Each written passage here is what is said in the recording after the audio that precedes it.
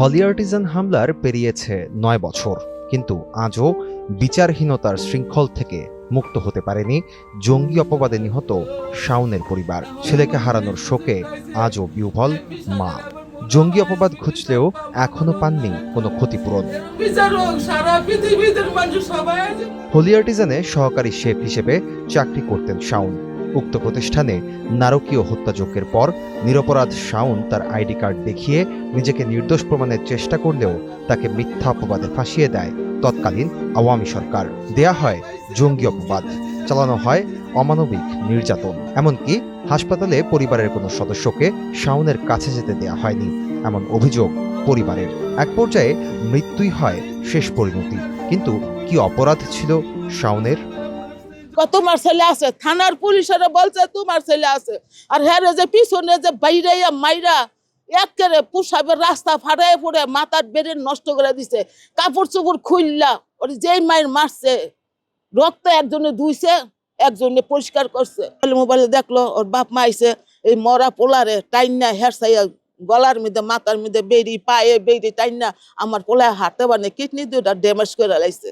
আর কি কবো বাবা, আর কি কমো বাবা, এই এই আঘাত কোনো মায় সহ্য করতে পারবো না। গেছি মেডিকেলে ফোন দিছে, গেছি যাইয়া দূরে থেকে দেখি ওর হাতে পায়ে বেরি ওই আমার দিক চাইয়া রয়েছে, কথা বলতারে না। আসলে একটা পুলিশকে তোমার এটা কি লাগে এরম করতেছে। তখন আমার কলজাটা একটা চিপ মারলো, আমার ছেলে তো নির্দোষ, একেবারে নির্দোষ, একেবারে নির্দোষ। আজকে ৯ বছর ধরে খালি ছবি দেখি, খালি কান্দি।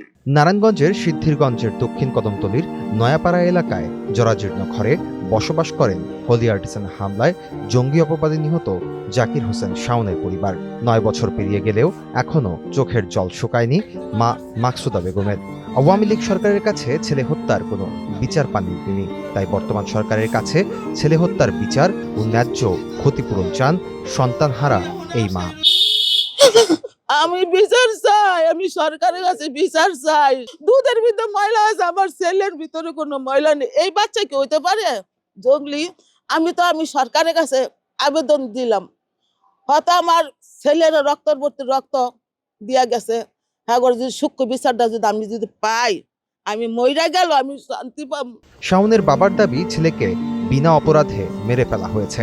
শাওনের অভাবে তাদের পরিবারের দিন এখন কাটছে চরম দারিদ্রতায়। আমরা অনেক কষ্টে আছি, ওই সংসার বাড়ি ছিল, ওই সংসার দেখশন করতো। এখন ওই না আর কেটে দেখবে, ছোট ছেলে তো দেখতে পারে না, একটা প্রতিবন্ধী।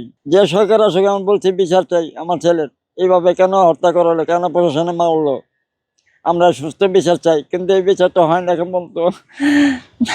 স্মৃতিচারণ করতে গিয়ে কান্নায় ভেঙে পড়েন শাওনের ছোট ভাইটিও। আমার ভাই কইছে স্যার আমার ছাড়া দেন, আমার ভাইয়ের লগে যে একটা লোক আসলো ওখানে কাম করতো, স্যার কয় কয়েকদিন মারালাম স্যার মুখি আরে উল্টা আরো মারতেছে, আমার ভাইয়ের আরো রিমেন্ট দিতে নামতে উড়ে লাইছে, নামতে উড়ে বাইরেছে, আমার ভাইয়ের তো পুরো সিজ মুজ আউড়িয়া থাকা, আমার বাড়ি কিডনি দিবে সব নষ্ট হয়ে লাইছে, যদি কিডনি গিলি আছে না কিডনিটা নষ্ট হয়ে লাইছে, বাইরে কালো হয়ে আছে গা, ডাকতে কইছে আপনার ছেলে বাঁচতো না, আমার মারে কইতাছে আমি তো মারলাম কই, পুরা মস্ত মস্ত রক্ত জমাইয়া ই করে লাইছে, ভাই বাঁচতো না। আর সিরিয়া গুলি করছে, ছোট ছোট দানা গুলি গুলো আছে না বড় বড়, এটি 35টা করছে এক্সের ভিত্তি।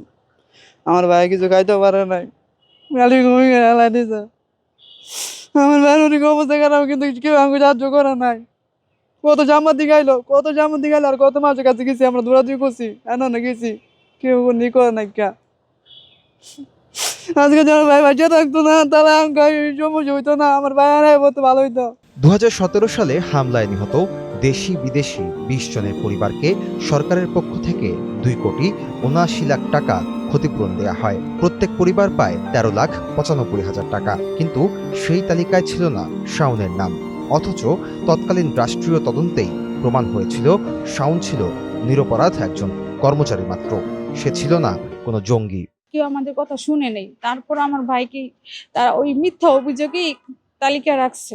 ঢাকা ইমার্জেন্সি হাসপাতালে ভিতরে একটা বেড আটকায় রাখছে, আর বেডে শুয়ে রাখছে, ওখানে তার হাতে পায়ে শিকল দেওয়া পুলিশ গার্ড ছিল। আমি বলছি আপনারা কেন আমার ভাইকে বাইরে রাখছেন?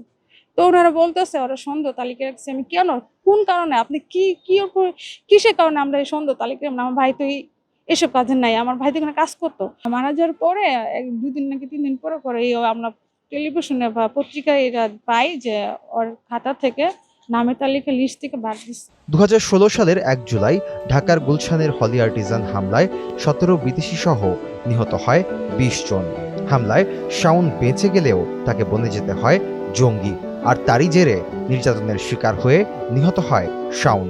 ধ্বংসস্তূপে পরিণত হওয়া শাওনের পরিবারের ভার এখন কে নেবে? আদৌ কি মিলবে সঠিক বিচার আর ন্যায্য ক্ষতিপূরণ?